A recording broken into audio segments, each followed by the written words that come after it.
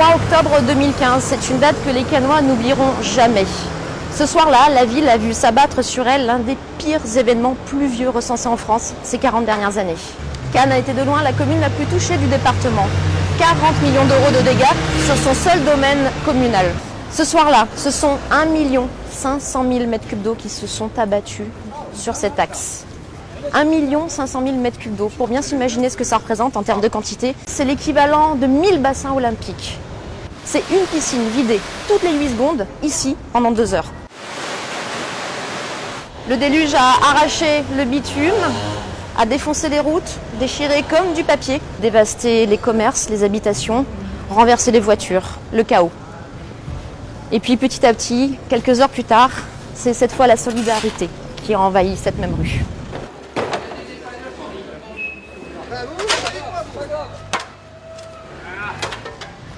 Les rues Mimont et un peu plus loin à Date-Simon n'ont pas échappé au chaos.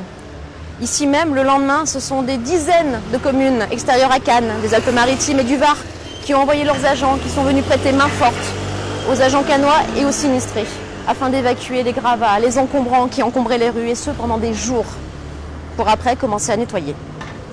C'est notre mission, je veux dire, de rendre service. Bon, pour nous, on est aussi impactés, on vit tous pour beaucoup à Cannes, mais tout le monde met de la bonne volonté.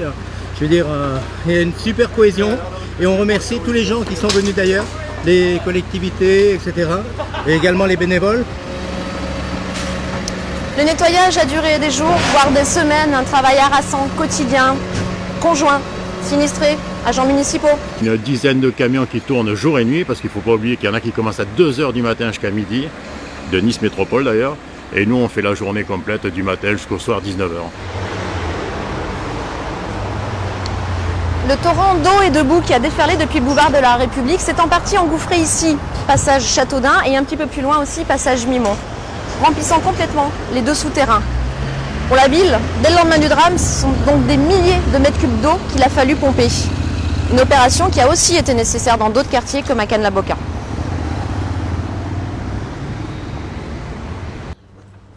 Ici, le soir du 3 octobre 2015, une passerelle qui se trouvait juste derrière moi et reliait le parking au centre aquatique Grand Bleu a été détruite. Ici encore, des stigmates importants des intempéries. Il y a tout juste un an, derrière moi, le boulevard du Soleil a été submergé par une gigantesque vague emportant tout sur son passage. Voitures, débris, rochers, allant jusqu'à provoquer la destruction du boulevard du Soleil. Depuis un an, la mairie de Cannes s'est attelée à rénover ce boulevard emblématique de la Croix-des-Gardes, comme on peut le voir aujourd'hui sur ces images. Le torrent, tout droit descendu du Rioux, a fini sa course ici, en contrebas, sur le parking Vallombrosa. La pression a été telle que des pans entiers de la chaussée et du parking ont cédé. Dans le fond du parking, les voitures se sont carrément entassées comme des Legos. Les écoles n'ont pas été épargnées comme ici à la maternelle de la Frayère ou encore à Boca Park. Les salles de classe détruites, du matériel endommagé. Il aura fallu beaucoup de temps et de patience afin que les enfants retrouvent le chemin de l'école. Ici, sur le boulevard du Midi, le torrent, arrivé en fin de course, a complètement dévasté le square Mistral. Les voitures ont été propulsées dans tous les coins, jusque dans la mer où il a fallu repêcher de nombreuses épaves. Derrière moi, les installations internes du centre aquatique du Grand Bleu ont été inondées par l'eau et la boue, entraînant sa fermeture durant de nombreux mois. Ce n'est que grâce à une mobilisation totale des services techniques de la mairie de Cannes que le centre aquatique a pu réouvrir au début de l'été, accueillant Cannois et touristes. C'est ici que les pluies du 3 octobre ont fini leur course apocalyptique, dans la mer, emportant avec elles tout ce qui fait une vie.